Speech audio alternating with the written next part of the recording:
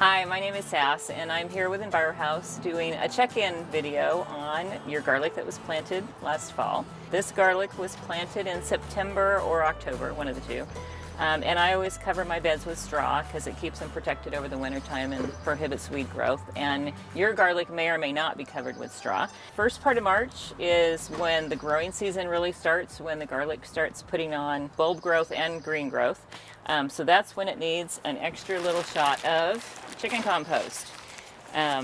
So what I do for my beds, since the straw is here, I have to uncover them and just kind of pull off as much as you can. You're not going to get all of it, but then it's just going to decompose whatever's left once it's got a layer of chicken on it anyway.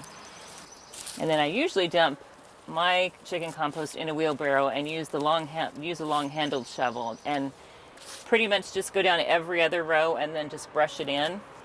Today we're just going to do part of it because I'm not actually fertilizing at this point yet. It's just almost there, but not quite. So you want to just basically get a light layer of chicken compost. Garlic, like onions, if they're buried too deep, you'll have beautiful greens, but not a lot down below. So you want to make sure that the garlic doesn't get buried too deeply with the chicken compost. So it's just a real 1/4 to 1/2 inch light dusting. And this time of year, most of the time you can count on rain watering it in, but I always do usually kind of rinse it down and give it a light watering, just because you don't want even composted material sitting on leaves that could potentially burn if it's dry at all. So sprinkle it on, give it a light watering, and then it's good until you harvest in late June, early July. And as far as harvesting garlic, that's another good thing that we could talk about. The best way to tell when it's ready to harvest, this variety is a hardneck variety, and this will actually produce the garlic scapes in May. It's usually like a 2-week window that you want to harvest them before they get too big. And so even if you don't eat the garlic scapes, you want to eat the garlic scapes because they're so delicious, you want to cut them off because that will take away from the bulbing process if you leave the flower on there. So whether you eat them or not, you want to cut the flowers on the garlic itself off, and only the hardneck variety will produce flowers.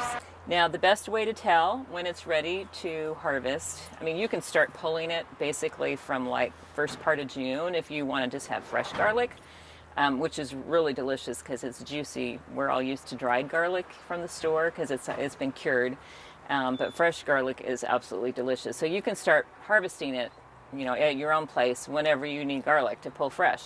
But you'll know when it's time to actually pull it all and dry it, because the hardneck variety will start leaning. And then the other thing that you really want to look for is 3 to 4 dried brown leaves on the outside. So right now, these guys don't have very many leaves on them because they just started growing last fall, and then they kind of just have sat there all winter, basically not doing much of anything.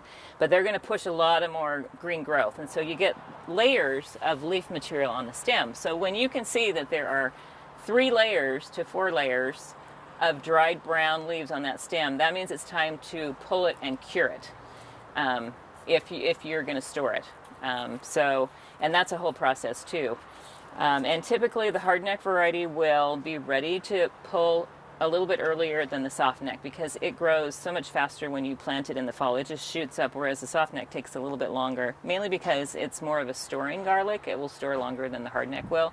So the hardneck is ready to go when you're ready to plant it in the fall, because it's like finished its hanging life basically.